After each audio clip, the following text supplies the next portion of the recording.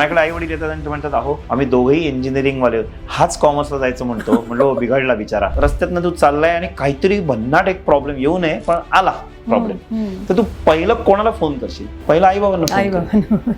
म्हटलं म्हणजे ज्यांना तू पहिल्यांदा बोलवशील संकट आल्यानंतर, त्यांना तू घरात विचारत पण नाही, त्यांच्याशी बोलत पण नाहीस, तू एवढं फाट्यावर मारतो तू त्यांना. रोजचा आम्हा युद्ध प्रसंग असं जे म्हणतात, युद्धाचा प्रसंग तसं घडतं केबिन मध्ये आमच्या, की आई वडील वर्सेस विद्यार्थी आणि मी तिथे बसलोय आर्बिट्रेटर म्हणून. कधी या पारड्यात कधी या पारड्यात. कॉलेजेस सुरू होतात ऑगस्ट सप्टेंबर. मी मोजले दिवस 130 दिवस मध्ये जातात. 130 डेज, 4 महिने आणि 10 दिवस. हे 4 महिने 10 दिवस मुलं घरामध्ये बसलेली असतात. Sorry to use this word, बसलेली असतात. तर त्यांचा स्क्रीन टाइम मी लेटेस्टच पाहतोय 11वीच्या मुलांचं 8.5 तास, 9.5 तास. 24 तासांपूर्वीची केस मी आता पाहिली, ती तर होती 11 तास 38 मिनिटं. मी पालकांना पण दाखवलं, म्हटलं 11 तास 38 मिनिटं हा मोबाईलवर होता, तुम्ही काय करत होता? की श्रीकृष्णाने गीतेत पण सांगितलं की जर यश मिळवायचं असेल तर एवढ्या 2च गोष्टी लागतात. कुठलंही करिअर घ्या, कुठलंही फील्ड घ्या, 2च गोष्टी लागतात, अभ्यास आणि वैराग्य. अभ्यास म्हणजे तुम्ही रिपिटेटिव्हली तेच बघायला लागतं, म्हणजेच तुम्हाला त्यातनं एक्सलन्स यायला लागतो. आणि ते एकदा आलं की वैराग्य याचा अर्थ ज्या ठिकाणी तुम्ही पोहोचलेले आहात तिथनं खाली ढळायचं नाहीये. म्हणजे परत तुम्ही जे ज्ञान मिळवलेलं आहे ते कसं टिकून राहील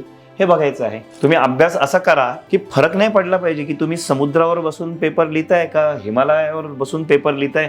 तुम्ही तुमचा पेपर, तुमची बुद्धी. काही विद्यार्थी असे असतात की आज जी बॅग बंद केली ती उद्या इथे येऊनच मी उघडली, मग कसं काय विषय पुढे जाणार आहे. 10वी ते 11वी जाणारी म्हणजे सुट्टी आहे ना, मोठी ग्रँड सुट्टी, त्या ग्रँड सुट्टीमध्ये विद्यार्थ्यांनी स्वतःकडे लक्ष द्यावं. म्हणजे स्वतःची पर्सनॅलिटी डेव्हलप करावी, छान असे शोले डोले तयार करावेत मुलींनी पण स्वतःच्या शरीराकडे लक्ष द्यावं आणि छान प्रेझेंटेबल पर्सनॅलिटी तयार करावी असं मला वाटतं. कारण नंतर एकदा का अभ्यास सुरू झाला, ते मागं लागलं एंट्रन्स एक्झामचं चक्र, की विद्यार्थ्यांच्या तब्येतीकडे लक्ष देता येत नाही त्यांना.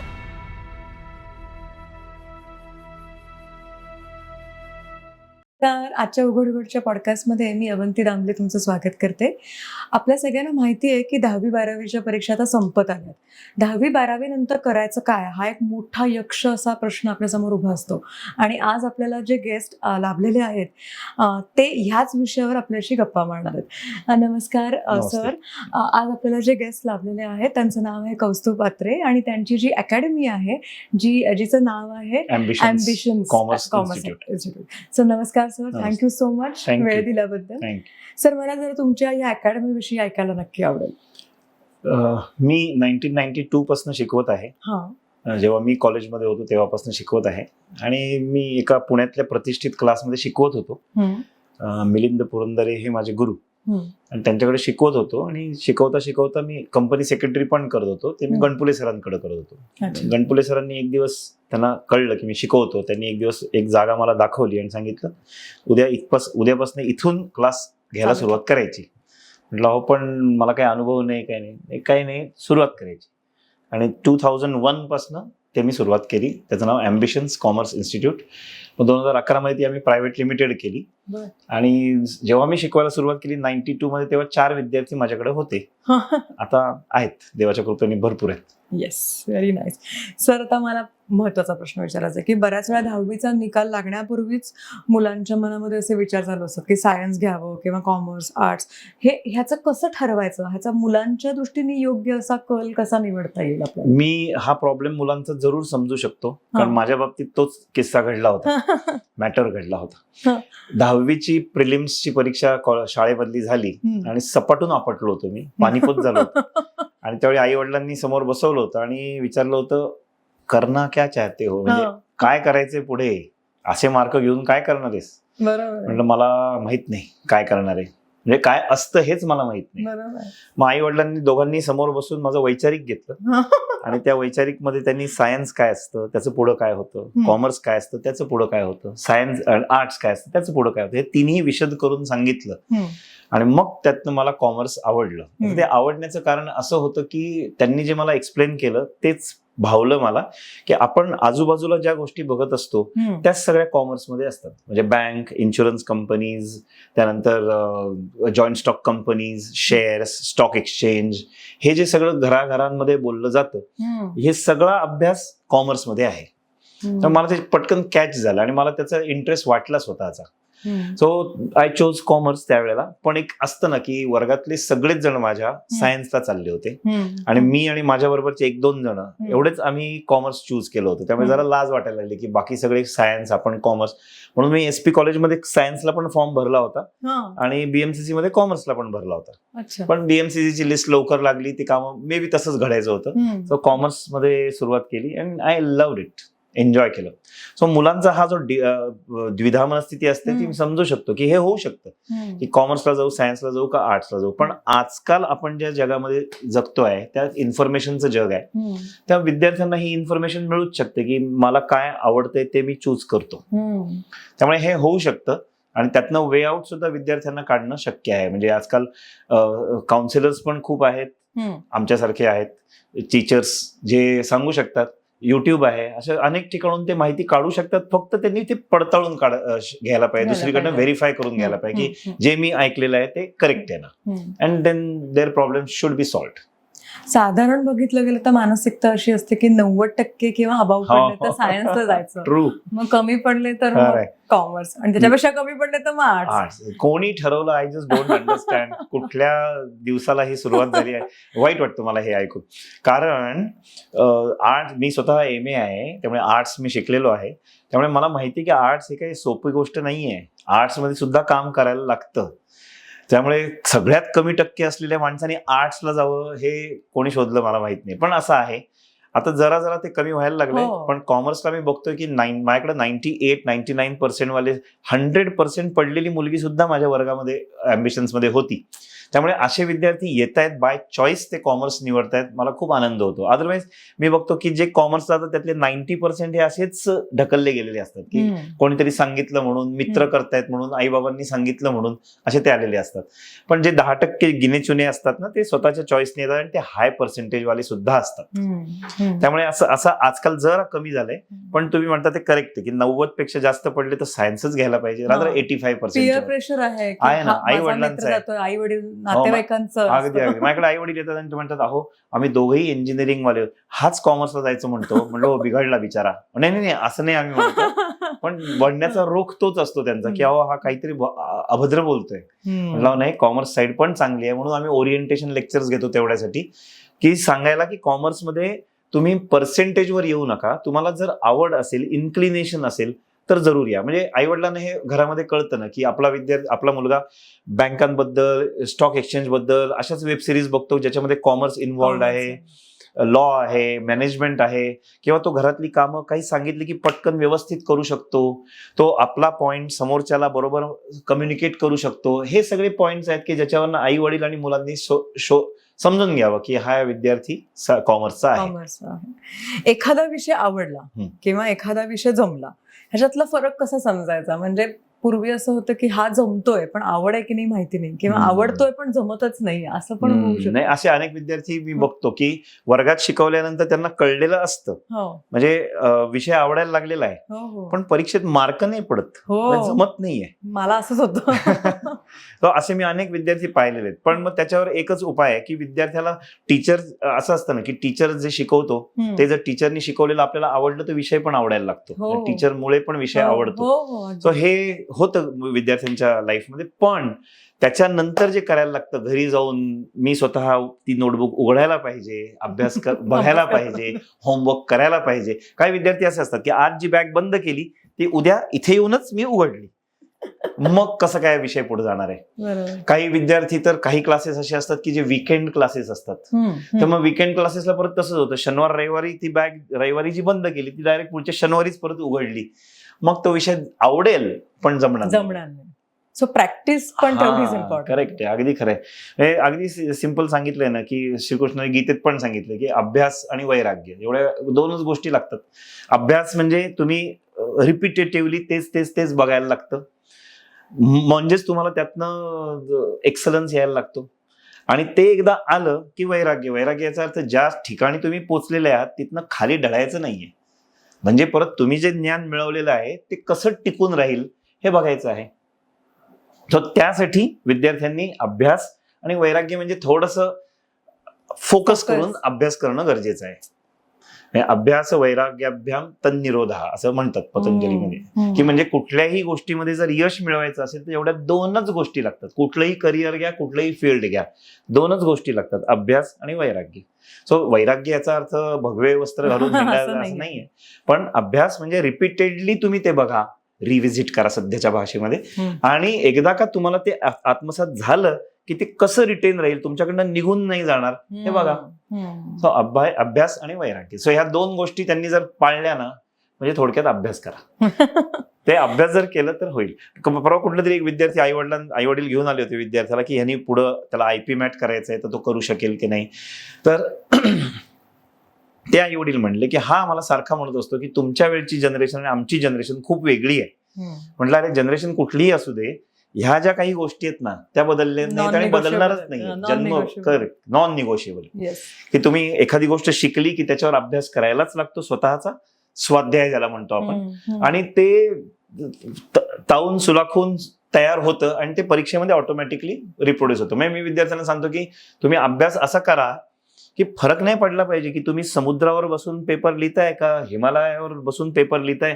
तुम्ही तुमचा पेपर, तुमची बुद्धी, बस एवढ्यावर काम व्हायला पाहिजे. मग तुम्ही बेंच, मला हीच शाळा मिळाली म्हणून मला मार्क नाही पडले, मला असाच बेंच मिळाला, नाचता येईना अंगणवाकडे, हा प्रकार लोकांचा होतोय. सो विषय आवडतो पण जमत नाही, ही मधली जी गॅप आहे ना ही विद्यार्थ्यांनी भरून काढायची. करिअर निवडताना बऱ्याच वेळा असं होतं की सध्याचा जो ट्रेंड असतो किंवा जी काही सध्याची एक फॅशन आलेली असते, लाट आलेली असते, त्याच्याबद्दलच मग विचार केला जातो आणि मग ते धोक्याचं ठरू शकतं का? आहे ना. सध्या मी असं ऑब्झर्व करतो, पहिल्या दिवशी मी जनरली विचारतो ना की काय काय करायचं लाईफमध्ये तुम्हाला विद्यार्थ्यांना, त्यातले 60-70% स्टुडंट स्टॉक एक्सचेंज मध्ये करिअर करायचं म्हणून सांगतात. त्या पॅन्डेमिक नंतर जे काही चस्का लागलाय लोकांना, इझी मनी असं वाटतं त्यांना, तर त्याच्यामुळे असं होतं की सगळ्यांना 70% लोकांना स्टॉक एक्सचेंज मध्ये करिअर करायचंय. तर मी असं ऑब्झर्व केलंय की ते जे घरामध्ये आता कसं झालंय, जनरेशन इज गेटिंग वायझर अँड वायझर, की मागच्या जनरेशन पेक्षा पुढची जनरेशन ही नेहमीच वायझर असणार आहे, त्याच्यापेक्षा आजची मुलं ही जास्त वायझर असणार, हे होणारच आहे. सो घरामध्ये आई वडील हे जर स्टॉक एक्सचेंज, इन्व्हेस्टमेंट याच्याबद्दल चर्चा करत असतील तर विद्यार्थ्यांच्या कानावरती पडत आहे. आणि त्याच्यामुळे प्रत्येकाला असं वाटतं की मी याच्यापेक्षा अजून काहीतरी एक स्टेप पुढे कसा जाईल. तर आई वडिलांनी वेळ लावला जरा वेल्थ मॅनेजमेंट करायला, वेल्थ बिल्डिंग करायला, मी अजून थोडंसं फास्ट करीन तर मी स्टॉक एक्सचेंज मध्ये जाईन. पण नॉलेज घेऊन जर केलं तर चांगलंच आहे. त्यामुळे लाटेवर आरूढ होऊन लोक जी करतायत सध्या, त्यात अभ्यास करून जर त्यांनी केलं तर काही प्रॉब्लेम नाही. पण केवळ कोणीतरी टिप्स दिल्या, मित्र करतोय म्हणून मी केलं, कोणीतरी सांगितलं म्हणून मी केलं, बाय फ्लूक एक जमलं म्हणून मी केलं, हे धोक्याचं आहे. सायन्स किंवा कॉमर्स निवडताना मुलांनी स्वतःला कुठले 3 महत्वाचे प्रश्न विचारावेत आणि पालकांनी कुठले 3 प्रश्नांचा विचार करावा मुलांच्या बाबतीत? ग्रेट. 3 प्रश्न मला असं वाटतं. बेसिक पहिलं की ज्या दिशेला मी जातोय, सायन्स किंवा कॉमर्स, ह्या दिशेची, या मार्गाची मला माहिती आहे का. पहिलं, मी उगच सगळे जात आहेत म्हणून, मला काही येत नव्हतं म्हणून, कोणीतरी सांगितलं म्हणून असं तर जात नाहीये ना, हा पहिला प्रश्न. दुसरा प्रश्न कंपल्सरी स्वतःला विचारायचा की मी जे जातोय ते सगळे विद्यार्थी म्हणजे मित्रमैत्रिणी जात आहेत आणि आई वडिलांनी सांगितलं म्हणून मी जात नाहीये ना, मला खरंच स्वतःला करायची इच्छा आहे ना, हा दुसरा प्रश्न. आणि तिसरा सगळ्यात महत्वाचा प्रश्न जो सध्या आम्ही भेडसावतोय आम्हाला, की जी काही मी साईड चूज करीन त्यात मी पुढची 5 वर्ष कन्सिस्टंटली राहीन ना. विद्यार्थ्यांना सध्या कन्सिस्टन्सीचा खूप मोठा प्रॉब्लेम आलेला आहे. मे बी सोशल मीडियामुळे असेल किंवा ते सतत स्क्रोल केल्यामुळे असेल, पण हा खूप मोठा प्रॉब्लेम विद्यार्थ्यांना की कन्सिस्टन्सी राहत नाहीये. कन्सिस्टंटली काम करायचं असतं, त्याच्यावर सतत सतत सतत हे जमत नाहीये. एकदा अपयश दिसलं की तिथनं डेव्हिएट होतात लगेच. एस्केपिझम आहे, पळवाट काढतात की नको आता हे मला नाहीच, म्हणजे द्राक्ष आंबटच, मला नकोच, खायचीच नाहीत, अशा टाईपची वागणूक झाली. सो मी जे चूज करतोय ते पुढची 5 वर्ष राहील ना, हे खूप महत्वाचं आहे. तसंच पालकांनी कुठला विचार करणं गरजेचं आहे कॉलेज निवडताना किंवा साईड निवडताना, की आपल्याला ब्रँड महत्वाचा आहे का. कॉलेज मी जो निवडतो आहे ते ब्रँड मला खूप महत्वाचा आहे का. म्हणजे ह्या घरातले आजोबा त्याच कॉलेजमध्ये शिकले, वडील पण त्याच कॉलेजमध्ये शिकले, म्हणून माझाही मुलगा तिथंच जायला पाहिजे, हा ब्रँडचा प्रश्न झाला की ब्रँड महत्वाचा आहे का. दुसरं, माझं घर आणि कॉलेज यांच्यापासूनचं जे अंतर आहे हे योग्य आहे ना? मला आठवतं एका विद्यार्थ्याला वारज्याला राहत होता आणि त्याला कॉलेज त्यांनी निवडलं होतं वाडिया. तो जाणे येण्यामध्येच इतकी त्याची एनर्जी वाया जायची की तो घरी आल्यानंतर स्वतःचा अभ्यास, हॉबी वगैरे विसरूनच जायचा, तो दमूनच जायचा. मग आयदर त्या हॉबीज किंवा इतर सगळ्या गोष्टी तरी बंद होतात, नाही तर कॉलेज तरी बंद होतं. त्यामुळे डिस्टन्स इज व्हेरी इम्पॉर्टंट. हा पालकांनी विषय खूप महत्वाचा आहे. आणि तिसरं प्रश्न पालकांनी असा विचारायचा आहे की आपण जे कॉलेज निवडतोय तिथं आपल्याला पाहिजे ते सब्जेक्ट मिळतायत ना? आता पाहिजे ते सब्जेक्ट म्हणजे असं की कॉमर्समध्ये जे काही पुढे करिअर्स करायचे असतात त्या सगळ्या करिअर्समध्ये मेनली मॅथ्स गरजेचं असतं. CA करायचं असेल, CMA करायचं असेल, BBA करायचं असेल, MBA करायचं असेल तर मॅथ्सची गरज असते. कारण एंट्रन्सला मॅथ्स असतं, पुढे गेल्यावर सुद्धा मॅथ्स असतं. जर मला LLB आणि CS कडे जायचं असेल तर मला मॅथ्सची गरजच नसते. हा प्रश्न खूप महत्वाचा आहे की मी ज्या कॉलेजमध्ये जातोय तिथं मला मॅथ्स मिळतंय ना? एखाद्याला फॉरेन लँग्वेज मध्ये करिअर करायचंय तर 11वी-12वी तो फ्रेंच जर्मन घेऊ शकतो 11वी-12वी करत असताना. ते मिळतंय का? IT मध्ये कोणाला पुढे करिअर करायचं असेल तर कॉलेजमध्ये IT मला मिळत आहे का? म्हणजे ते ऑप्शनल सब्जेक्ट ऑफर करणारे कॉलेजेस कुठले आहेत तो प्रश्न पण महत्वाचा आहे. सो विद्यार्थ्यांनी पण विचार करणं गरजेचं आहे, पालकांनी पण विचार करणं गरजेचं आहे. आर्ट्सच्या शाखेकडे अजूनही खूप तुच्छतेने बघितलं जातं. ते आपल्या वेळेसपासून चालू आहे, ते अजूनही तसंच आहे. तर ह्या शाखेमध्ये भविष्यात काही संधी आहे असं तुमचं मत आहे का? किंवा त्याच्यामध्ये काय करिअर? असं झालं की मी प्युअरली कॉमर्स क्षेत्रामध्ये 33 वर्ष असल्यामुळे मी कॉमर्स बद्दल बोलू शकतो. पण असं आहे की मी स्वतः MA फ्रेंच आहे, त्यामुळे मी MA केलेलं आहे 2 वर्ष आणि सध्या मी MA योगशास्त्र पण करत आहे. त्यामुळे मी MAच परत करत आहे, आर्ट्सच शिकत आहे. तर मला असं वाटतं की कुठल्या विषयात तुम्ही आर्ट्स करताय हे खूप महत्वाचं आहे. जनरली मी असं ऑब्झर्व केलं की ज्यांना पुढे UPSC MPSC करायचं असतं ते आर्ट्सची साईड निवडून जाणं प्रिफर करतात. कारण मे बी आर्ट्सला अभ्यास पहिल्यांदा कमी असतो आणि त्याच्यानंतर काहीतरी जोड करिअर केल्याशिवाय पुढे काही होऊ शकत नाही. त्यामुळे फक्त BA करून कोणी करिअर बिल्ड करेल असं मला वाटत नाही. त्यानंतर कोण ना कोण काही ना काहीतरी शिकतीलच. पण मी जेव्हा MA फ्रेंच केलं तेव्हा मला ऑप्शन दिसले डोळ्यासमोर की MA मी फ्रेंच शिकवू पण शकतो, गेले 33 वर्ष मी शिकवतोच. सो ट्रान्सलेशन, इंटरप्रिटेशन ह्या पण काही संधीमधून मला येत होत्या. फक्त मला आवडलं टीचिंग म्हणून मी टीचिंगकडे इन्क्लाइन जास्त झालो. पण आहे करिअर आर्ट्समध्ये जाऊन सुद्धा करण्यासारखं आहे, नाही असं नाही. फक्त डोळसपणे बघणं गरजेचं आहे. आणि आता MA योगशास्त्र करतोय तर त्याच्यातही मला दिसतातच संधी. फक्त मला त्या साईडला जायचं नाही कारण माझं लाईन ठरलेली आहे टीचिंग. पण आहेत संधी भरपूर आहेत. आणि आयुष मंत्रालयातर्फे आजकाल मी ऐकतोय की न्यू एज्युकेशन पॉलिसीमध्ये असं होणार आहे की त्याच्यामध्ये योग, इंडियन जे आपले ट्रेडिशन आहे ते योग हे पुढे येणार आहे विद्यार्थ्यांना 6वी पासून. So I am very happy about it की जे आता योग शिकत आहेत, MA करतात त्यांना पुढे आहे ना संधी. त्यामुळे संधी आहे असं मला वाटतं, डोळसपणे बघायला पाहिजे. ज्या मुलांना गणिताची भीती वाटते त्यांनी कॉमर्स क्षेत्र निवडावं का? बेस्ट क्वेश्चन विचारलेला आहे. बरं झालं हा विषय आला. पहिल्यांदा मला क्लिअर करू दे की मॅथ्सचा आणि कॉमर्सचा तसा काही संबंध नाही. म्हणजे मी स्वतः मॅथ्समध्ये भयानक पानिपत, काय युद्धाची, वॉटरलू, काय वाटेल ती नावं घ्या, कारण पूर्ण सपाट झोपलेला माणूस आहे मॅथ्समध्ये. शाळेमध्ये मला मॅथ्स कधीही जमलं नाही, हे मी आज रेकॉर्डिंगवर सांगू शकतो, ऑन रेकॉर्ड. मला सुद्धा. आणि म्हणून कॉमर्स नव्हतं घेतलं, कारण का म्हणलं मला नाहीये. मी कॉमर्स बाकीच्या गोष्टींमुळे गेलो, आई वडिलांनी गाईड केलं म्हणून. आणि गेल्यानंतर मग अकाउंट्स नावाचा विषय सुरू झाला आणि त्याच्यात त्या डिजिट्स, फिगर्स सगळ्या यायला लागल्या. आणि मला सारखी भीती होती की आता मॅथ्स मधलं काहीतरी येईल, आता मॅथ्स मधलं काहीतरी येईल. पहिली टर्म झाली तरी मॅथ्स सारखं काही दिसत नव्हतं. मला जमत होतं, जे वर्गात शिकवत होते मला येत होतं, चांगले मार्क पण पडत होते 2 परीक्षांमध्ये. शेवटी सेकंड टर्मला मला राहवलं नाही. मी एका सिनियरला पकडलं, त्याला म्हटलं इकडे हे टेक्स्ट बुक, याच्यात मॅथ्स कधी येतं सांग. मॅथ्स याच्यात नाहीच आहे. म्हटलं ह्या पुढच्या टॉपिक मध्ये नाही, ह्याच्यात नाही. असं पडताळून घेतलं टॉपिक वाईज. म्हटलं ह्यात कुठंच मॅथ्स येत नाही. म्हटलं खरं, कारण पहिल्या टर्मला नाही आलं मला, आय वॉज हॅपी. सेकंड टर्मला नाही, मग 12वीत येतं का? म्हटलं 12वीत पण येत नाही. म्हटलं म्हणजे अकाउंट्स मध्ये मॅथ्स नाहीये? नाही. तो म्हटलं जे तू शिकतो तेच अकाउंट्स आहे फक्त. मग मला क्लिक झालं की याचा अर्थ अकाउंट्स मध्ये फक्त मॅथ्स मधल्या आपण 5 गोष्टी घेतलेल्या आहेत: ऍडिशन, सबट्रॅक्शन, मल्टिप्लिकेशन, डिव्हिजन आणि पर्सेंटेज.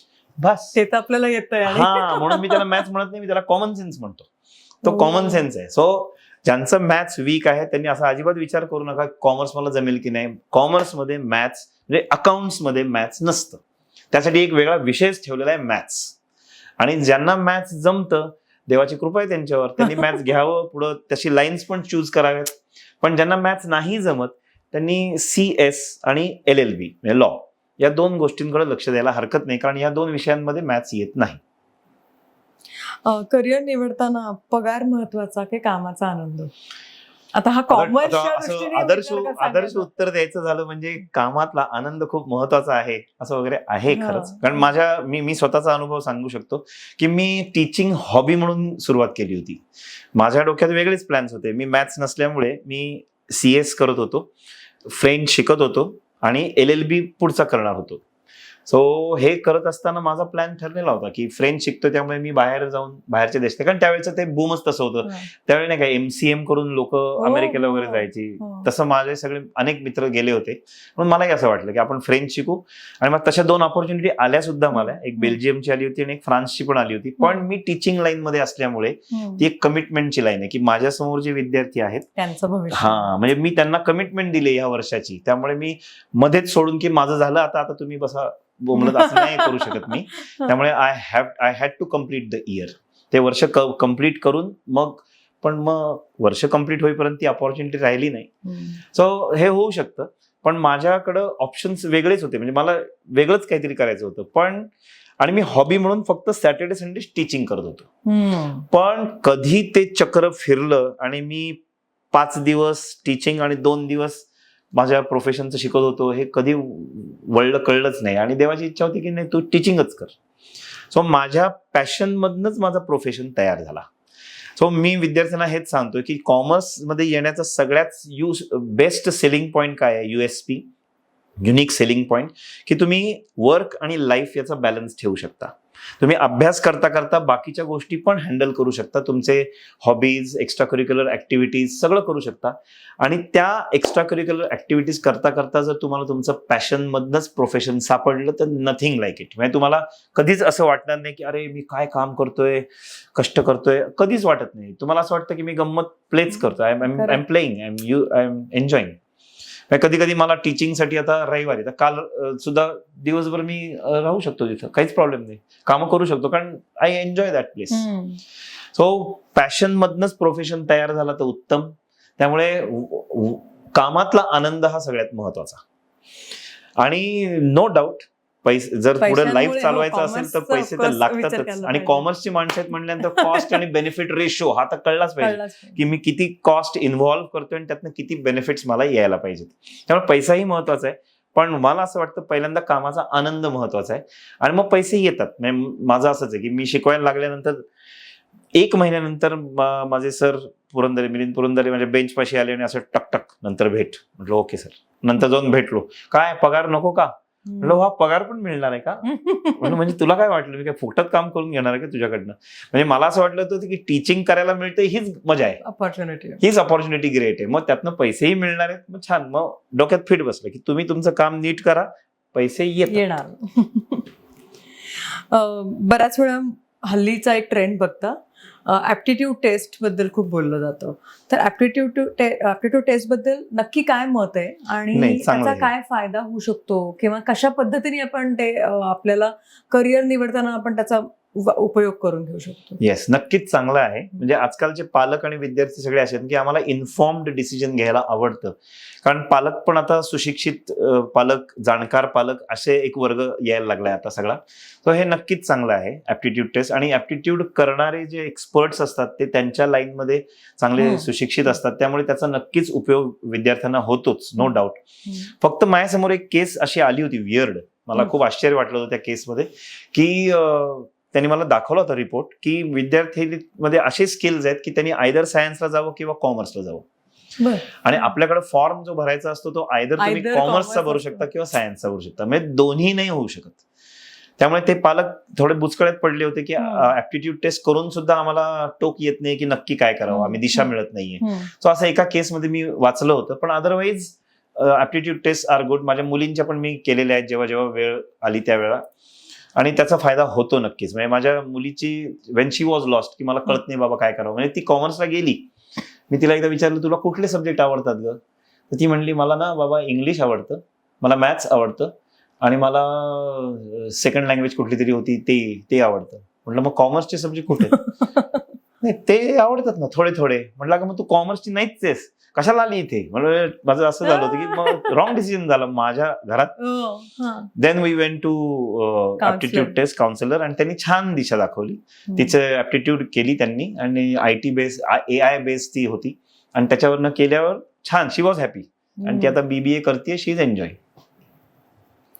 जर बऱ्याच वेळा असं होतं की टेस्टचा रिझल्ट आपल्याला मुलांच्या आवडीच्या विरुद्ध आला तर मग कोणाचं ऐकायचं आणि मग परत एकदा मनाचं ऐकायचं, टेस्टचं ऐकायचं, नातेवाईकांचं ऐकायचं, पिअर प्रेशरचं ऐकायचं, नक्की कोणाचं ऐकायचं? मनाचं ऐकायचं त्या केसमध्ये. माझ्या समोर ती एक जी केस पण कोणाच्या मनाचं ऐकायचं? स्वतःच्या मुलांच्या स्वतःच्या मनाचं ऐकायचं.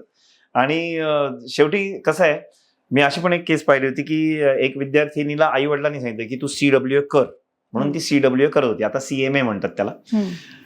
आणि नंतर तिला फेल्युअर जेव्हा आलं ना तेव्हा ती माझ्यापाशी येऊन सरळ म्हटली मला करायचंच नव्हतं, त्यांनी सांगितलं म्हणून मी करत होते. म्हणजे थोडक्यात जोपर्यंत छान चालू आहे तोपर्यंत सगळंच छान असतं, कोणी कोणाला दोषारोपण करत नाही. पण एक गोष्ट विरुद्ध घडली की मग दोषारोपण सुरू होतं की तुम्ही म्हणलात म्हणून, तुम्ही म्हणलात. मग CS शिकवत असताना, मी CSच्या फाउंडेशनला शिकवत असताना विचारत होतो कोण का CS ला आलंय म्हणून. तर एका मुलीने सरळ मला वर्गात सांगितलं की मला फॅशन डिझायनर व्हायचं आहे, पण आई वडिलांनी फोर्स केलं म्हणून मी CS करत आहे.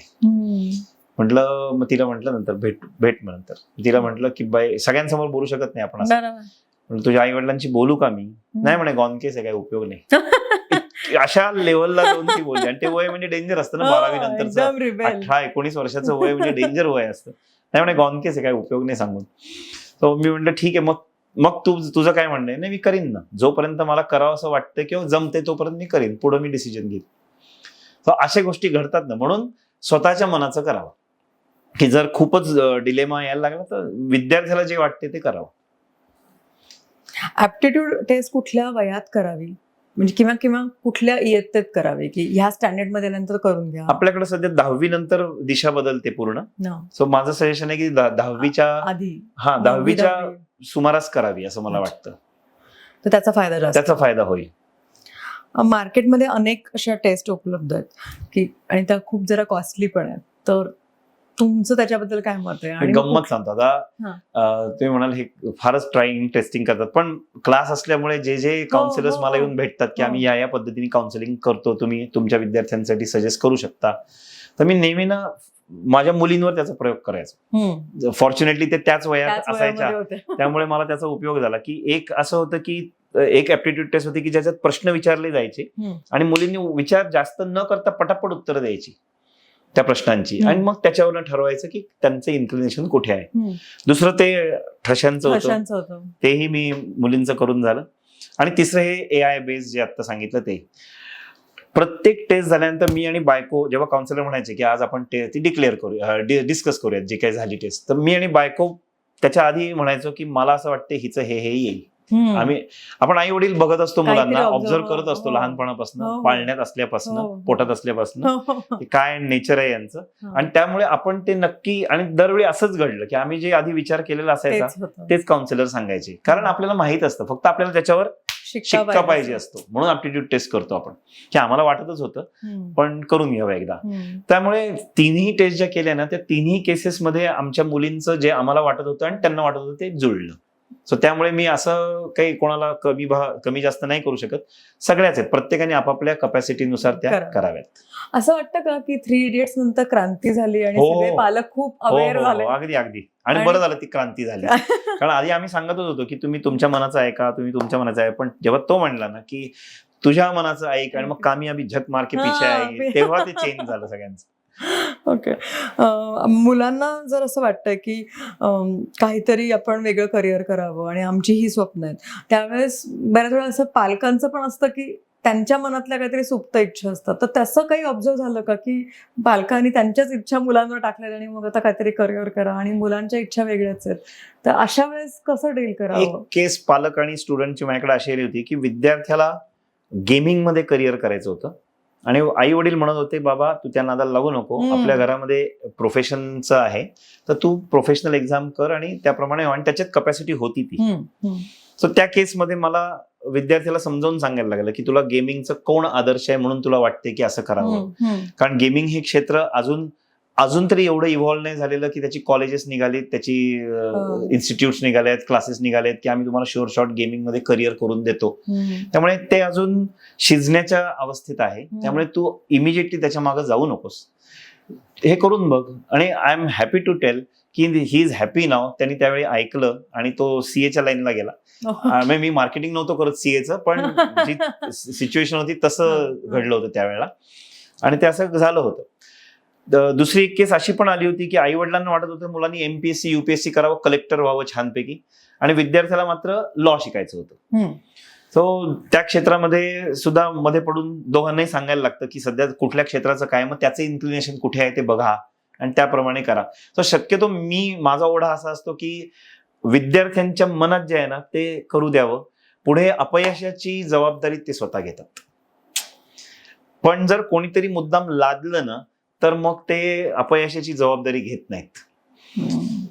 म्हणून हे मी नेहमी म्हणतो की विद्यार्थ्याला जे वाटते ते करावं. पालकांनी त्याच्यामध्ये फंडिंग, मी त्यांना फायनान्सर असं म्हणतो, फायनान्सर्स असल्यामुळे पालकांनी चर्चा जरूर करावी आणि विद्यार्थी जे करत आहे ते पडताळून पण बघायला हरकत नाही, कोणाकडनं तरी व्हेरीफाय हरकत नाही करायला. पण विद्यार्थ्यांच्या मनात जे आहे ना ते करत जावं. माझ्याकडे एक पालक मुलीला घेऊन ओरिएंटेशन लेक्चरला आले होते आणि लेक्चरच्या नंतर ते भेटले, ते थांबले आणि ते म्हटले, अशी गोड छोटीशी मुलगी होती, सर मी हिच्यासाठी आलो म्हणले. लाव, ती किती छोटी आहे अजून, किती तर बाळा तू? ती म्हणली मी 8वीत आहे. म्हटलं मग कसं काय तुम्ही आज आणलं? आपलं तर हे 11वीचं सेमिनार होतं. तर ते म्हणले तिला करिअर कुठलं करायचंय याची तिने काही शॉर्टलिस्ट करून ठेवलेली आहे.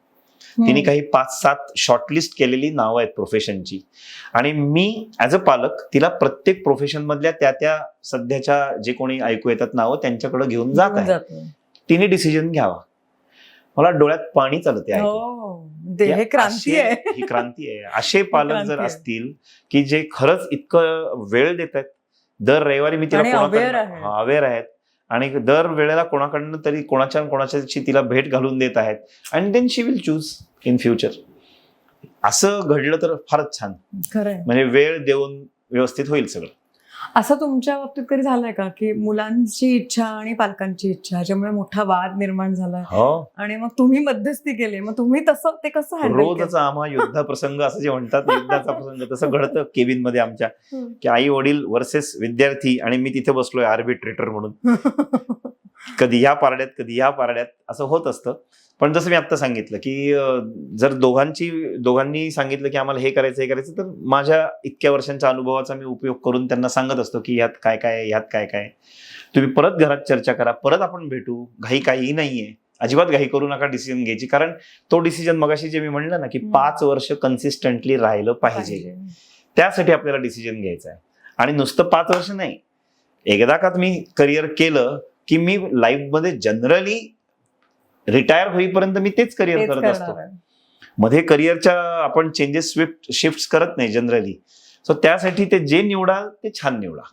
म्हणून असा माझा ओढा असतो की विद्यार्थ्यांच्या मनासारखं जितकं होईल तितकं चांगलं, पण ते करेक्ट पाहिजे. पण बऱ्याच वेळा असं होतं ना की म्हणजे घरातल्या आई वडिलांना मला असं वाटतं की तेवढं इन्फॉर्मेशन नसते त्यांच्यापाशी. सो त्यावेळेस ती इन्फॉर्मेशन काय म्हणूयात कमी असल्यामुळे किंवा तुटक असल्यामुळे तो प्रॉपर त्यांच्या मनातला जो मुद्दा आहे तो विद्यार्थ्यांपर्यंत पोहोचत नाही आणि मग वाद निर्माण होतो. अगदी खरं. पण मग अशा वेळेस पालकांनी काय करावं?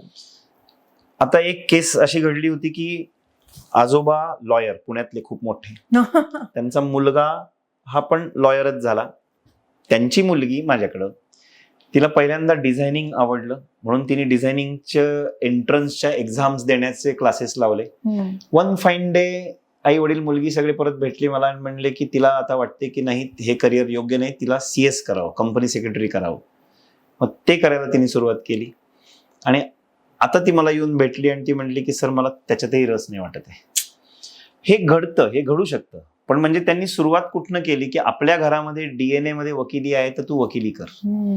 जेव्हा तिने CS चा डिसिजन घेतला तेव्हा त्यांना काही काळ बरंही वाटलं असेल, पण म्हणून इथं रोल येतो त्या काउन्सिलिंगचा, ऍप्टिट्यूडचा.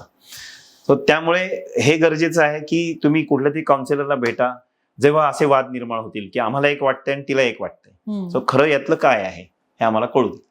सो डायरेक्ट स्टुडंट्सना दोष न देता त्याच्यातून बरोबर. तरी- कारण आई वडिलांनी जे नॉलेज घेतलेलं असतं 30 वर्षापूर्वी, हो. ते 30 वर्षापूर्वीच्या गोष्टीनंतर डायरेक्ट आज परत एज्युकेशनच्या चॉईसवर आलेले असतात. मध्ये खूप पुलाखालनं पाणी गेलेलं असतं आणि आपण एवढे ट्रान्झिशन स्टेजमध्ये आहोत ना सध्या हो, की हो. सतत बदलत असतात गोष्टी.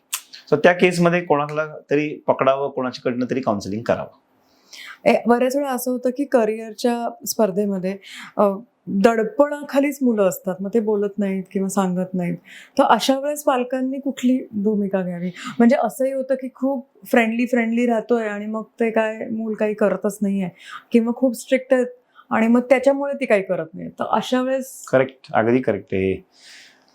एका विद्यार्थ्याला म्हटलं होमवर्क कोणी नाही केला आणि हात वर केला. हा होमवर्क नाही केला की मग आमच्याकडे आम्ही म्हणतो की तू दुसऱ्या वर्गात बस, होमवर्क कम्प्लीट कर आणि मग ये. आणि मग त्या दुसऱ्या वर्गात मी जाऊन बोलतो मुलांची, का नाही केला बाबा, तू का नाही केला. त्यात तो विद्यार्थी म्हणला, सर काल ना आमचं गेट टुगेदर होतं फॅमिलीचं म्हणून मी राहिलं करायचं. म्हणलं लाव फोन वडिलांना.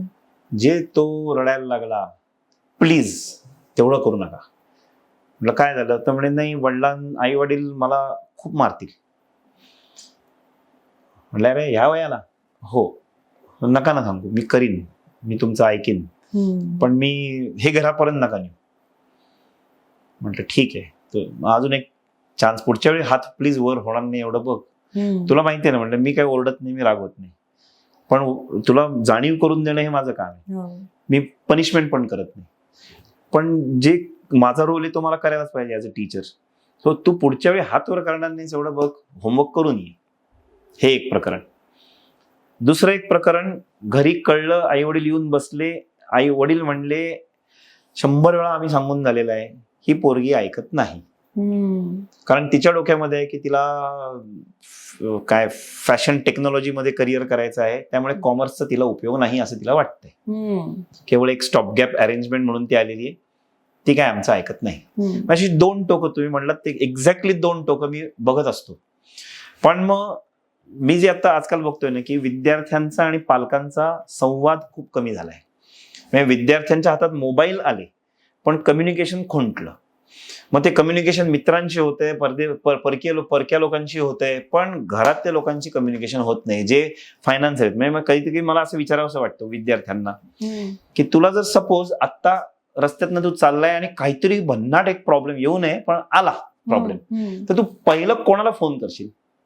पहिला आई बाबांना. म्हटलं म्हणजे ज्यांना तू पहिल्यांदा बोलवशील संकट आल्यानंतर, त्यांना तू घरात विचारत पण नाही, त्यांच्याशी बोलत पण नाहीस तू. एवढं फाट्यावर, त्यांच्या भाषेत बोलायला एवढं फाट्यावर मारतो तू त्यांना. सो हे बरोबर नाहीये. You have to talk to them.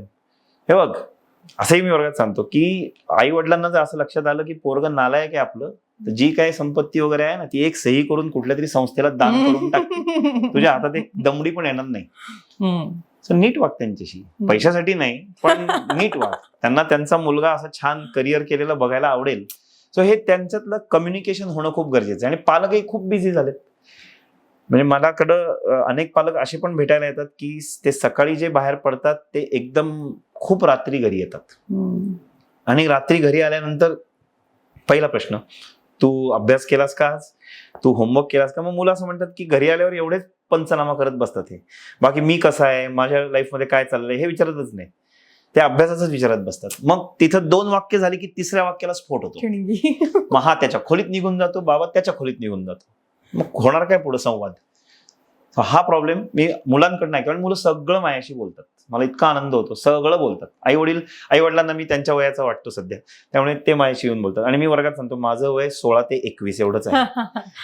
11वी ते TY एवढंच माझं वय. हे जे काय हे निसर्गाने केलेलं डेकोरेशन आहे, पण माझं मानसिक वय 16 ते 21 आहे. त्यामुळे विद्यार्थी अप्रोच करतात मला, बोलतात. सो त्यांच्यातलं कम्युनिकेशन जर वाढलं ना दोघांमधलं, पालक आणि विद्यार्थी, तर मजा होईल. प्रॉब्लेम सॉल्व्ह होते. आता तुम्ही मेन्शन केलं तर मला विचारायचं की आपली जनरेशन जी होती ती तर अगदी छडी लागे छमछम वेद्याई घमघम ह्याच्या खालीच वाढली. मग हे ऍज अ टीचर तुम्ही कसं बदललं की नाही हे करून तर काही होणार नाहीये, मग आता काय केलं पाहिजे? खूप डेंजर झालंय सध्या. सध्या म्हणजे ते ऍक्ट कायदे जे झालेले आहेत अनेक, बर पॉस्को वगैरे, पॉक्सो काय जे काय असतात भयानक त्या, हम्म. आणि माझ्याकडे मुलं ती 18 वर्षाच्या खालचीच आहेत ना सगळी, हो. त्यामुळे फारच काळजी घेऊन वागायला लागतं. आजकाल मुलांना बोलणं पण शक्य नसतं, म्हणजे बोलायचं पण नाही असा रूल आहे. बरं. मानसिक स्थिती त्यांची डिस्टर्ब नाही झाली पाहिजे. पण मग शिस्त कशी लावायची? तेच तर गंमत आहे. म्हणजे ती अशी ती परीक्षा आहे, बारीकशी लाईन आहे की इकडं शिस्त आणि इकडं गोड बोलणं, याच्या मधलं काहीतरी शोधायला लागतं. तो एक केस अशी घडली होती, किस्सा की माझे बाबा मला ऑफिसमध्ये मदत करायचे. ते असे धावत धावत ऑफिसमध्ये केबिनमध्ये आले आणि म्हटले, तू काय बोललास आज वर्गात कोणाला? म्हटलं, मी नाही कोणाला काही बाबा बोललो. ते एक पालकांचा फोन आला होता की we want to talk to you, म्हणून ते येणार आहेत. म्हटलं येऊ दे. मग मी CCTV कॅमेरा काढला आणि तिथं ऐकू येत आमची, म्हणून मी कॅमेरा काढला आणि ऐकायला लागलो की मी काय बोललो आज लेक्चरमध्ये. तर मला तर काही खटकलं नाही. मग पालक, आई वडील, मुलगी तिघे येऊन बसले. त्यांना पण CCTVचा कॅमेरा दाखवला. म्हणजे तुम्ही ऐका आणि मग आपण बोलू पुढे. त्यांनी ऐकलं जे काय मी बोललो असेल त्या मुलीला. ते म्हटले, ठीक आहे सर, चल घरी जाऊन बोलू आपण. म्हटलं काय झालं? नाही, काहीच कळलं नाहीये, कशाचा बाऊ करते हेच कळत नाही. म्हणजे मी शिस्त लावून मी एवढंच म्हणलो होतो की अरे काय फालतूपणा चाललाय, प्लीज लक्ष द्या, खूप महत्वाचं आहे. एवढंच वाक्य मला ते कळलं की ज्यांनी ती अफेक्ट झाली होती, ऑफेंड झाली होती. म्हटलं अगं बाई, तुला उद्देशून नव्हतं ते सगळ्यांनाच होतं. जे कोणी बोलतात की अरे नका फालतूपणा करू, हे खूप महत्वाचं आहे, हे येणार आहे पेपरमध्ये, उद्या टेस्ट आहे आपली, त्यात येणार आहे हे. हा, असं झालं. मग वडील म्हणले, चल घरी बघू आपण. सो माहित नाही, शिकवताना डिसिप्लिन म्हणून जे काही पाळायला लागतं ते करेक्ट आहे. काही पालक खूप छान असतात, ते येऊन म्हणतात, मुलगा आम्ही तुमच्या हाती सोपवला, अशी सांगतात. मग म्हटलं बेस्ट असतं, हे छान असतं. प्रोटोकॉल्स आहेत ना. आता परवा एका विद्यार्थ्यांनी होमवर्क केला आणि मला माहिती होतं की नाही करत हा जनरली. म्हटलं भाऊ वही, म्हणून वही पाहिली. तर ज्या पद्धतीने सोडवला होता ही मी शिकवलेली पद्धत नव्हती बोर्डवरची. म्हटलं होमवर्क कोणी केला? मीच केलाय सर. म्हटलं दोनदा अजून विचारलं. म्हटलं शेवटचं विचारतो, कोणी केला? यानंतर मी सगळं विद्यार्थ्यांना विचारणार की हे काय? नाही सर मीच केलाय. म्हटलं मग असा का केलाय? तर मी ChatGPT वरनं सॉल्व्ह केला. म्हटलं अरे ChatGPT वरनं केलास, परीक्षेमध्ये तुला काय उपयोग होणार आहे याचा? मला मनामधनं असं छान वाटत होतं की अरे आपल्या पोराला ChatGPT वापरता येते, जे मला अजून वापरता येत नाही, शिकू त्याच्याकडनं नंतर. पण तो मूड वेगळा होता त्यावेळेचा. मग नंतर आई वडिलांना बोलवलं, त्यांना सांगितलं की हा ChatGPT वापरतोय वगैरे वगैरे असं सांगितल्यानंतर मग त्यालाही लक्षात आलं की सर चूक झाली माझी. सो असे असतात घडणारे किस्से, पण ते खूप अवघड असतं डिसिप्लिन पाळणं. सो ओळखीतल्या मुलांनी हा कोर्स केलाय किंवा ह्या नातेवाईकाच्या मुलांनी हे केलंय म्हणून हे करावं का मुलांना विचारावं किंवा एखाद्या काउन्सिलरकडे जाऊन प्रॉपर गायडन्स घेऊन कुठला तरी कोर्स? हर्ड मेंटॅलिटीने जाऊ नये, हे तर केव्हाही की आमच्या ग्रुपनी ठरवलंय की आम्ही सगळेजण मिळून CA करणार आहोत. हा, हर्ड सगळ्यांनी आम्ही ठरवलंय CA करायचं, सगळ्यांनी ठरवलंय आम्ही BBA करायचं, असं नसतं कधी. सो प्रत्येकाचे म्हणजे असं ते वाक्य आहे ना एक इंग्लिशमध्ये, if everybody is thinking alike then somebody is not thinking. म्हणजे तुम्ही सगळ्यांनाच वाटते की आपण CA करावं, म्हणजे कोणतरी विचार करत नाही यातलं, मेंढरासारखं जायचं. सो 10वीच्या मोठ्या सुट्टीमध्ये मुलांनी फक्त मज्जा करावी का काही शॉर्ट? Best person. होमवर्क खूप छान केलाय तुम्ही, गुड स्टुडंट. 10वीची बेस्ट, काँग्रेस, छान काम केलंय तुम्ही. हा खूप कळीचा मुद्दा आहे माझ्या मनात डचणारा सध्याचा. परीक्षा संपते मार्च मध्ये, यावर्षी 6 मार्च.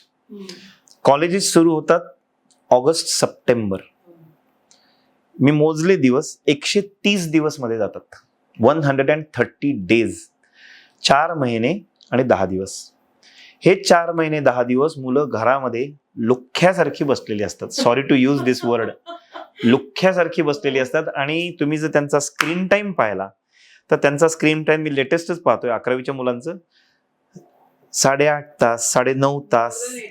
हा, आणि काल जी केस 24 तासांपूर्वी जी केस मी आता पाहिली ती तर होती 11 तास 38 मिनिटं. मी पालकांना पण दाखवलं, म्हटलं 11 तास 38 मिनिटं हा मोबाईलवर होता, तुम्ही काय करत होतात? Sorry to ask this question to you parents, पण तुम्ही काय करत होतात? आणि ह्या याने तो खूप मोठी स्वप्न बघतोय, ते नाही होणार. परवा एक पालक तसेच विचारायला जे आले होते की ही आता मी हिची ऍडमिशन घ्यायला चालली आहे IP मॅथ साठी, ती करू शकेल ना?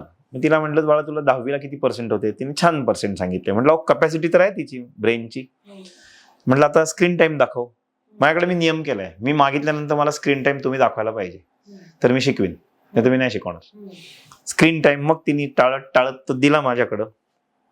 परत तसंच 8.5 तास 9.5 तास. म्हटलं मॅडम हिला नाही जमणार, शी इज बिझी. हा बिझी? कुठं बिझी आहे? हे काय म्हटलं? 8.5 तास. She is full time employee of mobile without salary. ती काम करते दुसरीकडं, त्यामुळे तिला ते जमणार नाही, वेळ नाही तिच्याकडं. मग आई परत तसंच बघतेच मी आता, असं तो चेहऱ्याचं वरनं मला कळलं, बघतेच, बोलू नाही शकले तिच्या समोर. हा बघतेच मी आता. ते होईल घरी गेल्यावर, काय दिवाळी मी काडी लावून दिली असं वाटत असेल, पण त्या सुट्टीमध्ये जी सवयी लागतायत ना मुलांना मोबाईलच्या, त्या निघत नाहीयेत सवयी.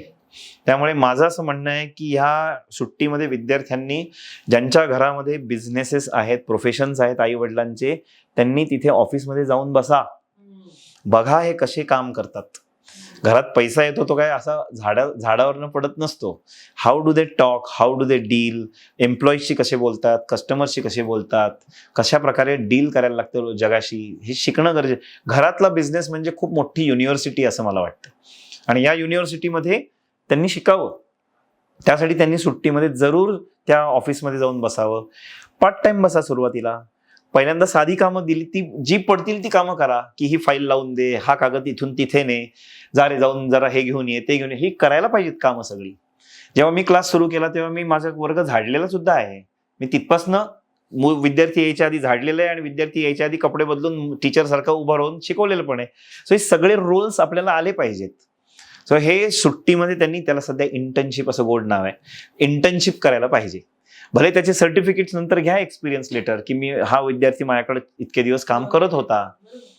करा हे. मला आत्ता आठवतंय, माझ्या वडिलांनी मला 10वीची सुट्टी झाली ना तेव्हा म्हणलं काय करतो सध्या? म्हटलं काही नाही. आणि त्यावेळी VCR नवीन आला होता बघा, VCR. आणि ती पद्धत होती की VCR रेंटवर आणायचा आणि पारायण करायचं, 3-3 सिनेमे बघायचे, असं एक होतं त्यावेळेला. सो आमचं ते चालू झालं होतं त्यावेळेला, की कारण 10वीमध्ये खूप कष्ट केले ना, पिक्चर नव्हते पाहिले वर्षभर. सो म्हटलं असंच चालतं बाबा, काही नाही, आहे वेळ, उद्या ये ऑफिसमध्ये, एक काम आहे. त्यांनी काय काम लावा मला, आणि 4-5 मित्र तुझे आहेत त्यांना पण घेऊन ये. मग मी सगळ्या गँगला घेऊन गेलो होतो.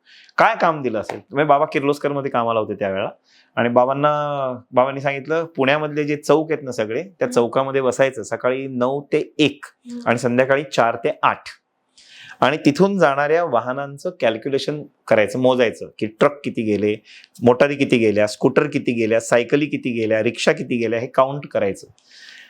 आणि नंतर तो डेटा आम्हाला आणून द्यायचा. किती दिवस काम होतं? 21 दिवसांचं काम होतं, म्हणजे महिनाभर साधारण धरू आपण.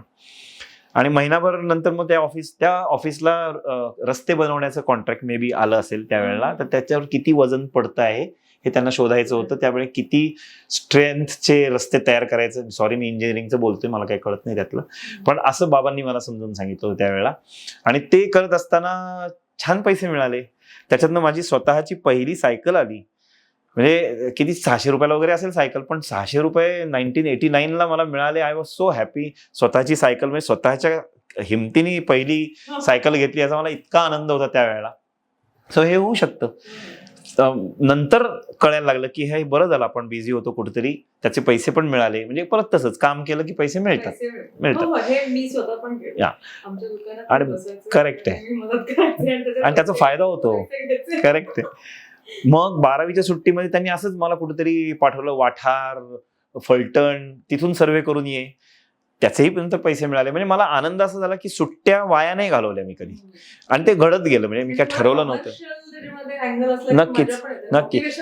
करेक्ट. मी माझ्या मुलीला पण म्हणलं होतं 10वी नंतर का 12वी नंतर, तिच्या सुट्टीनंतर, म्हटलं काय घरात बसली, चल ये क्लासला, काम कर, तिथे जी पडतील ती कामं करायची. आणि आय पेड हर, त्याच्याबद्दल पेमेंट पण केलं. सो हे असं विद्यार्थ्यांनी करावं सुट्टीमध्ये. आणि ज्यांच्या घरामध्ये बिझनेसेस नसतील त्यांनी आई वडिलांच्या ओळखीनी, मित्रांच्या वडिलांचे अशा बिझनेसमध्ये जा. 2 तास 4 तास पैशाच्या अपेक्षेने नाही, पण वेळ घालवण्याच्या अपेक्षेने, कोणाला तरी मदत करण्याच्या अपेक्षेने संस्थांमध्ये जाऊन काम करा. ऑर्फनेजेस असतील, ओल्ड एज होम असतील, तिथनं जरा सोसायटीचं रूप कळायला लागेल आपल्याला. आई वडिलांनी आधी पडताळून बघावं की पोरगा कुठं जातोय, सेफ आहे ना, मग करायला हरकत नाही. असे कुठले शॉर्ट कोर्स 10वीच्या मुलांनी करावे? आजकाल ऑनलाईन पॉसिबिलिटी असल्यामुळे हे आहे शक्य. पण माझं असं म्हणणं असतं की 10वी ते 11वी जाणारी म्हणजे जी सुट्टी आहे ना, मोठी ग्रँड सुट्टी, त्या ग्रँड सुट्टीमध्ये विद्यार्थ्यांनी स्वतःकडे लक्ष द्यावं.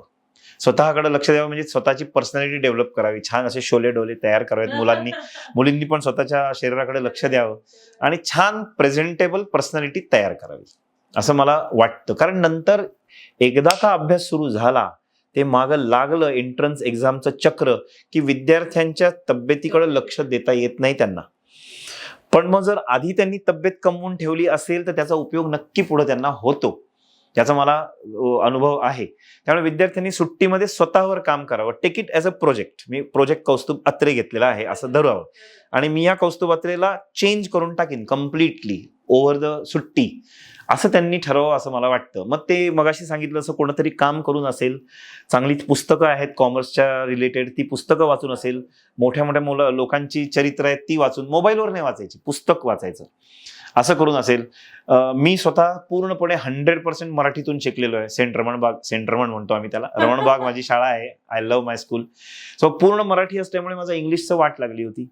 सो त्यांनी जर असे कोणी असतील माझ्यासारखे माझ्या पार्टीतली लोक, तर त्यांनी स्वतःकडे लक्ष देऊन इंग्लिश सुधारायचं करावं. म्हणजे जेव्हा मी सदाशिव पेठेत आधी शिकवत होतो पुरंदरे सरांकडे, तिथून जेव्हा कर्वे रोडला शिकवायला आलो, नदीच्या त्या टोकाकडनं नदीच्या ह्या साईडला, तेव्हा मला पहिला प्रॉब्लेम फेस झाला की माझ्याकडनं येणारे स्टुडंट्स हे प्रभात रोड, भांडारकर रोड, औंध, पाषाण, कोथरूड, लॉ कॉलेज रोड असे उच्च शिक्षित घरामधले विद्यार्थी आहेत.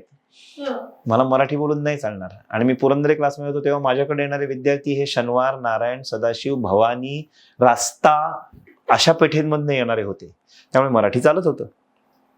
मग मी इंग्लिशचा क्लास लावला तेव्हा, बापट सरांकडे गेलो, बाकायदा शिकलो त्यांच्याकडे आणि मग मी इंग्लिश बोलू शकलो. सो हे विद्यार्थ्यांनी वेळीच जाणावं आणि स्वतःकडे लक्ष द्यावं. काय जिम करायचे, कुठलाही व्यायाम करा, काहीही प्रॉब्लेम नाही, कुठलाही व्यायाम करा, पण स्वतःवर लक्ष द्या आणि छान स्वतःला मस्त तयार करा. Presentable personality. आजकाल केवढे तरी इन्फ्लुएन्सर्स वगैरे असतात मोबाईलवर. मी असं नाही म्हणत की त्यांच्याप्रमाणे फॉलो करा, आपल्या सिटीमध्ये जे छान छान मिळते ते फॉलो करा. सो असं करणं खूप गरजेचं आहे सुट्टीमध्ये. एखादं बँकिंग किंवा फायनान्सशी संबंधित जर कुठले छोटे कोर्स करायचे असतील तर त्याच्याविषयी कुठून माहिती घ्यावी किंवा काय काय आयडिया असावी? आजकाल ना पर्सनल फायनान्सचे कोर्सेस आहेत. पर्सनल फायनान्सचे कोर्सेरावर पण आहेत काही कोर्सेस, असे मुलांना सापडतात ते. त्यानंतर त्याच्यामध्ये काय आहे, आजकाल खूप मोठ्या मोठ्या IT कंपनीजमध्ये पण हा मोठा प्रॉब्लेम व्हायला लागलाय की IT क्षेत्रामधल्या लोकांना, इंजिनिअरिंग बॅकग्राऊंडच्या लोकांना फायनान्स कळत नाही. म्हणजे माझा एक मित्र आहे, खूप क्लोज फ्रेंड आहे, तो एकदा बोलता बोलता मला असं म्हणला होता की माझ्या सॅलरीमधनं TDS कट होतो आणि रिटायर झाल्यानंतर मला तो मिळेलच परत. वेट, काय म्हणलास तू? टॅक्स डिडक्टेड ऍट सोर्स जो तुझा आहे तो गव्हर्नमेंटकडे गेला, तो तुला जन्मत परत मिळत नसतो. हे मला त्याला समजून द्यायला लागला. तो म्हणला अरे हे तो गफला आहे, तो म्हणजे मालूमही नाही. म्हणजे थोडक्यात एवढ्या मोठ्या माणसाला पण हे जर लक्षात येत नसेल की माझा TDS कट झालेला माझ्याकडे येत नाही, त्याला पेन्शन वाटलं, ते कट झालेलं पेन्शनचे पैसे. म्हणजे ह्या जर एवढ्या मोठ्या कंपनीतल्या मुलाला माहित नसेल तर असं चित्र अनेक ठिकाणी असेल. म्हणून अनेक IT कंपनीजमध्ये सध्या फायनान्स फॉर नॉन फायनान्स असे कोर्सेस छोटे छोटे केले जातात कंडक्ट. या आपल्याही मुलांनी 10वी पासून हे कोर्सेस करायला काही हरकत नाही. मी आजकाल याच्यावर बघत असतो इन्स्टावर रील्स की गव्हर्नमेंट ऑफ इंडियानी पण काही पुस्तकं काढली आहेत फायनान्शियल लिटरसीसाठी. त्याच्यामध्ये मुलांच्या भाषेमध्ये त्यांना समजावून सांगितलं जाईल की म्युच्युअल फंड काय असतं, SIP काय असतं. कारण आता क्रिकेटियर्स आपले सगळे जाहिरात करतात ना, SIP अच्छा आहे, म्युच्युअल फंड अच्छा आहे. त्यामुळे विद्यार्थ्यांना ते कॅच व्हायला लागलंय. सो त्यांनी करावेत हे कोर्सेस छोटे छोटे. पूर्वी असं होतं की डिप्लोमा करून इंजिनिअरिंगला जाणं हे खूप होतं, पण मग हे करावं की 11वी-12वी पूर्ण करूनच डिग्रीला जावं? इंजिनिअरिंग हे क्षेत्र माझं नाहीये, पण मी ऑब्झर्वेशननी जे बोलू शकतो ते सांगतो माझ्या अनुभवाने की 11वी-12वी सायन्स करून ती JEE ची परीक्षा डेंजर फेस करून मग इंजिनिअरिंगला जाणं, याच्यापेक्षा मी एक विचारधारा अशी बघतोय सध्या विद्यार्थ्यांची की 10वी नंतर डिप्लोमाला जायचं. आणि डिप्लोमाच्या 2 वर्षांनंतर इंजिनिअरिंगच्या डायरेक्ट सेकंड इयरला ऍडमिशन मिळते. They are happy. कारण ते करेक्ट. जर अल्टिमेट गोल आपला ठरलेला असेल तर हे करणं केव्हाही चांगलं. त्यामध्ये विद्यार्थ्यांना खूप एक्सपोजर मिळतं पहिल्या 2 वर्षाच्या ज्या डिप्लोमा करतात त्याच्यामध्ये. आणि त्याच्यानंतर ते जेव्हा इंजिनिअरिंगला जातात तेव्हा बऱ्यापैकी गोष्टी त्यांना इतरांपेक्षा जेई करून आलेल्यांपेक्षा माहीत असतात. व्होकेशनल कोर्स काय असतात? व्होकेशनल कोर्स MCVC म्हणून जे सुरू केले त्याचा पर्पज असा होता की अनेक विद्यार्थ्यांची परिस्थिती अशी असते की त्यांना असं खूप ते लॉंग टर्म एज्युकेशन घेणं शक्य नाहीये. शिका पटकन आणि कामाला लागा. त्यांच्यासाठी ते कोर्सेस त्यावेळेला काढले गेले. आणि किंवा दुसरं पण असा एक व्ह्यू होता की ज्यांच्या घरामध्ये पहिल्यापासून तेच चालू आहे त्यांच्या पुढच्या जनरेशनला पटकन नॉलेज मिळून त्यांनी कामात मदत करावी अशासाठी ते व्होकेशनल कोर्सेस काढले. कॉमर्समध्ये हे bank, investment, insurance, travel and tourism असे काही आहेत व्होकेशनल की जेणेकरून 11वी-12वी व्होकेशनल करून ते डायरेक्ट कामाला लागू शकतात. पण माझं ऑब्झर्वेशन असं आहे यातलं की 11वी-12वी केल्यानंतर पुढे जे त्याच्याला कंटिन्युएशन मिळायला पाहिजे शिक्षणाचं, ज्यांना शिकायचंच आहे की मला नाही 11वी-12वी नंतर लगेच कामाला लागायचं, मला ह्यातनंच पुढे शिकायचं आहे, त्यांना पुढे काही नाही आहे. 11वी-12वी तुम्ही व्होकेशनल केल्यानंतर FY, SY, TY परत BCom किंवा BBAच करायला लागतं. मग त्या लाईनची स्पेशालिटी नाही मिळत आहे पुढे. सो त्यासाठी आता कदाचित न्यू एज्युकेशन पॉलिसीमध्ये हा ब्रिज साधला जाईल. असं तुम्हाला दिसतात का की येणाऱ्या 10 वर्षांमध्ये हे जॉब पूर्णपणे जातील आणि नवीन जॉब येतील? असे कुठले असतील? आता इमिजिएटली मला सांगणं अवघड आहे पण हे घडेल मात्र. साधा विचार करूयात आपण. मोबाईल आल्यामुळे किती गोष्टी हल्ल्या. म्हणजे आम्ही एकदा फ्रेंच शिकवताना मोबाईलवर धडा होता म्हणून आम्ही एक लिस्ट करत होतो. चला म्हणलं मुलांना लिस्ट करूयात किती गोष्टी मोबाईलनी हलवल्या. केवळ हे आता विचार करून बघा, मोबाईलमध्ये जी ऍप्स आहेत ते सगळे एकेकाळी एक वेगळं व्यक्तिमत्व होतं ना. थिएटर्स बंद पडण्यापर्यंत केस गेली, वेळ आली. रेडिओ बंद झाले, घड्याळ बंद झाली, लोक डायरी मेंटेन करत नाहीत कारण सगळं मोबाईलमध्येच असतं. तुम्ही मोबाईलची ऍप्स बघा, त्या सगळ्या गोष्टी बंद पडल्या. सो आम्ही लिस्ट केली, 33 गोष्टी आम्हाला त्या दिवशी सापडल्या. 33 गोष्टी मोबाईलनी बंद पडल्या किंवा हल्ल्या. क्लासेस ऑनलाईनवर गेले, अनेक क्लासेस. पॅन्डेमिक नंतर अनेक लोकांना परत बॅक टू नॉर्मल यायला अवघड झालं. खूप क्लासेस बंद पण झाले त्यावेळेला. सो हे घडतंय. त्यामुळे आपण बघतोय की गेल्या अनेक वर्षांमध्ये जे रिव्होल्युशन घडतीये मोबाईलची, इंटरनेटची, त्याच्यामुळे अनेक प्रोफेशन्स बंद होत आहेत किंवा कमी होत आहेत रादर. त्यामुळे पुढच्या काळामध्ये होणार आहे. आता हे पॉडकास्ट जे आपण बघतोय, कुठं होतं पूर्वी असं काही? रेडिओवर रेडिओवर एक फक्त मुलाखत व्हायची आणि रेडिओवाल्यांनी आणि टीव्ही वाले दूरदर्शननी बोलवलं तरच. आता पॉडकास्ट आपण कोणीही उठून करू शकतोय. सो याचा अर्थ हे इतकं पसरत गेलंय. त्यामुळे गोष्टी बदलणार आहेत हे नक्की. फक्त मला असं वाटतं की जो अडॅप्ट करायला तयार आहे ना तो माणूस टिकून राहील. म्हणजे एक सिंपल की अगदी. आणि जो व्यक्ती म्हणजे असं घेऊ एक्झाम्पल की पूर्वी ऑफिसमध्ये बसून हाताने अकाउंट्स करणारी लोक होती, हाताने लिहिणारी लोक होती, नोट्स काढणारे, रिपोर्ट्स लिहिणारे होते. मग त्या टेबलवर टाईपरायटर आले. सो हे जे हाताने करणारे होते त्यांनी टाईपरायटर शिकले. त्या टाईपरायटरवर आता ते काम करायला लागले. थोड्या वर्षांनी टाईपरायटर जाऊन तिथे कम्प्युटर आला. मग ज्या व्यक्तीने ते अडॅप्ट केलं कम्प्युटर, आता त्याचं घर छान चालू आहे, तो अडॅप्ट झालेला आहे सिच्युएशनला आणि तो काम करतोय. म्हणजे जी व्यक्ती येणाऱ्या टेक्नॉलॉजी बरोबर अडॅप्ट करत राहील ती टिकेल. पण जे असे असतात ना ऑर्थोडॉक्स की आमच्या जमान्यामध्ये जे होतं तेच छान होतं, जुनं तेच सोनं होतं, तुमच्या याला काही अर्थ नाही, असं कळलं तर नाही होणार काम. त्यामुळे गोष्टी बदलणार आहेत. Let us be ready for that. Coding किंवा डेटा सायन्स याच्याबद्दल प्रत्येक विद्यार्थ्याला ज्ञान असणं गरजेचं आहे? मला नाही वाटत प्रत्येक विद्यार्थ्याला. त्या लाईन मध्ये गेल्यानंतर तेवढं गरजेचं आहे, तेवढं शिकावं. सगळं 2 महत्त्वाचे प्रश्न की यशस्वी होण्यासाठी मुलांनी ज्ञान हे कसं घ्यावं? म्हणजे पुस्तकी ज्ञान असावं का व्यावहारिक ज्ञान असावं? क्या बात आहे. दोन्हीची सांगड घातली गेली पाहिजे. दोन्हीची सांगड म्हणजे आजकाल जे म्हणतात ना ह्या बुकिश नॉलेजला काही अर्थच नाहीये. पण माझं म्हणणं असं आहे, ॲज अ टीचर मी सांगतो हे की आम्ही जो 11वी-12वी मध्ये बेस तयार करतो ना त्याच्याच वर नंतर सगळे बिल्डिंग बांधत असतात. याचा अर्थ असा की हा बेस होणं खूप गरजेचं आहे, आणि हा बेस म्हणजेच पुस्तकी ज्ञान आहे. जे सिलेबस ठरवून दिलेले आहेत त्या सिलेबस मधलं शिकणं म्हणजे तुमची फाउंडेशन स्ट्रॉंग करणं आहे. मग त्याच्यावर तुम्ही किती जीव ओतताय, त्याचं इंटर्नशिपला कसा फायदा करून घेताय, हे तुमचं स्किल आहे. आणि मग जेव्हा व्यवहार ज्ञान तुम्ही घ्यायला सुरुवात करता, जे मगाशी मी म्हटलं की तुम्ही घरातल्या बिझनेसच्या ऑफिसमध्ये जाऊन बसा म्हणजे व्यवहार ज्ञान मिळायला सुरुवात होईल. मग विद्यार्थ्यांनी ते दोन्हीची सांगड घालणं गरजेचं आहे की अरे वा, मी जे शिकलो तेच मला इथं बघायला मिळते. म्हणजे माझं एक्झाम्पल असं मी सांगतो, मी CS करत होतो त्यावेळेला CS मध्ये जे काही असायचं ना की मीटिंग, अॅन्युअल जनरल मीटिंग, एखाद्या जॉईंट स्टॉक कंपनीची मीटिंग होते, शेअर होल्डर्सची मीटिंग, तर बाबा मला घेऊन जायचे. शंतनुराव किर्लोस्करांच्या मीटिंगला मी गेलेलो आहे आणि I have seen him conducting the meetings. आणि ते बघून मला असं काही व्हायचं की अरे आपण जे पुस्तकात शिकतोय तेच बघायला मिळते. पुस्तकात जी वाक्य आहेत, जी रिझोल्युशनची वाक्य आहेत, तीच इथं कंपनी सेक्रेटरी उभे राहून बोलताय. मग हे जोडलं जायचं माझ्या डोक्यामध्ये, कनेक्ट द डॉट्स जे असतं ते, की पुस्तकी ज्ञान जे मी घेतलेलं आहे ते व्यवहारामध्ये मला वापरता येत आहे. सो हे सांगड घालणं खूप गरजेचं आहे. नुसतं नाव ठेवण्यात काही अर्थ नाही की पुस्तकातल्या बुकिश नॉलेजने काही होत नसतं. करेक्ट, सगळं नाही होणार, पण तुम्हाला कंपनीत गेल्यानंतर करेक्ट पहिल्यापासून शिकवायला लागत नाही.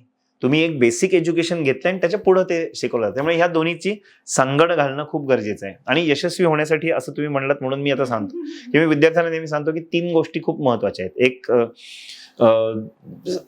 सद्विचार म्हणजे चांगले विचार असणं, दुसऱ्या बरोबर आपण कसे वागतो ते, आणि तिसरं संगती. अशा 3 गोष्टी विद्यार्थ्यांनी ह्या मनात ठेवणं खूप गरजेचं आहे की आपण दुसऱ्याबद्दल कसा विचार करतो हे खूप महत्वाचं आहे. म्हणजे हे गुरुचरित्रातलं आहे की तुम्ही दुसऱ्याला जसं वागाल ते फिरून तुमच्याकडे येणारच आहे परत. की तुम्ही कोणाबद्दल जर वाईट विचार केला तर तुमच्याबद्दल वाईट विचार करणारे असणारच आहेत. आणि सध्याच्या काळामध्ये आपल्याला जर सक्सेसफुल व्हायचं असेल तर आपल्या रस्त्यामध्ये हे अडथळे नको आहेत. मग सगळ्यांबद्दल चांगला विचार करा, सो तेही तुमच्याबद्दल चांगलाच विचार करतील. कोणालाही तुम्ही पाय घालून त्रास देऊ नका, कोणाचा पाय ओढू नका, म्हणजे तेही तुम्हाला कधी ओढणार नाही. सो हे दुसऱ्यांबद्दल विचार करणं झालं. स्वतःला नीट वागवा, म्हणजे स्वतःला नीट वागवा म्हणजे तुम्ही स्वतःचे डिसिप्लिन पाळा. सेल्फ डिसिप्लिन पाहिजे. फोर्स डिसिप्लिन कोणालाच आवडत नाही. मग स्वतःच्या शरीराकडे लक्ष द्या, खाण्यापिण्याकडे लक्ष द्या. ह्या सगळ्यांकडनं तुम्ही लक्ष दिलं तर तुमचं शरीर छान राहील, सात्विक राहील, तर तुम्ही काम नीट कराल. बाहेरच खात राहिला, सारखं तामसीच फूड खात राहिला तर तुमचं शरीरही तसंच बनेल. सो हे दुसरं महत्वाचं आहे. आणि तिसरं सत्संग म्हणजे ससंगती. कोणाबरोबर तुम्ही असता हे खूप मॅटर करतं. माझ्याकडे एक विद्यार्थी होता ज्याला 10वी मध्ये किरकोळ मार्क होते, 67% मार्क होते, पण तो CA फर्स्ट अटेम्प्ट पास झाला कारण त्याला कंपनी चांगली सापडली. वर्गामध्ये सगळे सेम विचार करणारे विद्यार्थी वर्गामध्ये होते. त्याचे मित्रमंडळी खूप छान होती, त्याला सतत मदत करायची. त्याने तो फर्स्ट अटेम्प्ट CA झाला. आणि मी अशी पण केस पाहिली ज्याला 10वी मध्ये 95% होते पण त्याला CA फायनलला 6 अटेम्प्ट लागले. कारण त्याला स्वतःमध्ये खूपच मी भारी हे होतच, आणि प्लस मित्र पण त्याला चढवतात झाडावर, अरे तू भारी तू भारी. हा झाडावर चढला, त्याला वेळ लागला पास व्हायला. सो ह्या 3 गोष्टी विद्यार्थ्यांनी यशस्वी होण्यासाठी रादर कोणी ह्या 3 गोष्टी पाळणं करेक्ट, ह्या 3 गोष्टी पाळणं गरजेचं आहे की तुम्ही दुसऱ्यांशी कसे वागताय, सत्कर्म, सदाचार आणि सत्संग. ह्या 3 गोष्टी महत्वाच्या आहेत यशस्वी होण्यासाठी. आता शेवटचा प्रश्न घेते सर. ज्या मुलांना अजूनही कळत नाहीये की काय करिअर निवडावं किंवा कसं आपण आपल्या करिअरला एक चालना द्यावी, त्यांच्यासाठी काय त्यांना मी सांगू इच्छिन की मित्रांनो, 16 ते 26 ही 10च वर्ष फक्त हातामध्ये आहे की या 10 वर्षामध्ये आयदर लाईफ तुमचं घडतं किंवा बिघडतं. त्यामुळे आता तुम्ही त्या 16 वर्षाच्या उंबरठ्यावर आहात, 10वी आता होतीये म्हणजे, आणि पुढची 10 वर्ष प्रचंड महत्वाची आहेत. त्यात तुम्ही जर अजून मी काय ठरवलं नाही, बघू नंतर, आई वडील ठरवतीलच तेच मी करीन, असं जर करायला लागलात तर तुमचं काही होणार नाहीये. म्हणजे माझं असं म्हणणं आहे की अभ्यास आहे ना, अभ्यास तो कधी स्वतःची लेवल सोडून खाली येणार नाही. तुम्हाला स्वतःची लेवल वाढवून त्या अभ्यासापर्यंत जायचं आहे. मग हे जर जायचं असेल तर तुम्ही आजपासूनच तयारी करायला लागलं पाहिजे. मी वेळ आलो की अभ्यास करीन असं नसतं. समर्थांनी जे सांगितलं की दिसा माझी काहीतरी ते लिहावे, प्रसंगी अखंडित वाचित जावे. Every day you have to write something. काही लिहा. काही लिहायला नसेल तर तुम्ही तुमची डायरी लिहा, काही लिहा. आज आज ऐकलेले विचार लिहून काढा. दिसा माझी काहीतरी ते लिहावे. आणि प्रसंगी म्हणजे जेव्हा तुमची वेळ येईल की परीक्षा आहे आता, तेव्हा लिहित बसू नका. समर्थ म्हणतात वाचा तेव्हा, वाचित जावे. हे प्रत्येकानेच फॉलो करायला पाहिजे आणि त्याची सुरुवात आजपासून करायला लागायला पाहिजे, सुट्टी असो अथवा कॉलेज असो. प्रत्येकानेच हे करणं गरजेचं आहे. त्यामुळे 16 ते 26 ही 10 वर्ष, एक पण वर्ष वाया नाही घालवायचे आपल्याला. त्यासाठी जर अजूनही काही ठरलेलं नसेल, उत्तिष्ठत जागृत, जे विवेकानंदांनी सांगितलेलं आहे, ताबडतोब कामाला लागा. शोधा अशी व्यक्ती की जी तुमचं उत्तर देईल की मी काय करू पुढे. आणि हे करणं गरजेचं आहे. त्यामुळे माझं अजून काही ठरलं नाही, मी चिल आहे, असं नाही चालत. हे चुकीचं आहे. आणि मग विद्यार्थी मग हेच करतात की माझं काही ठरलेलं नाही पण 4 चौघात सांगायला पाहिजे ना, मी सीए करणार आहे. पण समोरच्याचे पण डोळे असे होतात, अरे वा तू सीए करणार आहे का. पण मनात काहीतरी वेगळंच चाललेलं असतं. तर स्वतःच्या मनाशी प्रतारणा करू नका.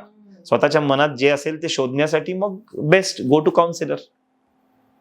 ते तुम्हाला शोधून सांगतील की तुमच्या मनामध्ये काय आहे, तुम्ही कशात बेस्ट आहात, and go towards it. So हे विद्यार्थ्यांनी करणं गरजेचं आहे. एकही दिवस वाया घालवू नका.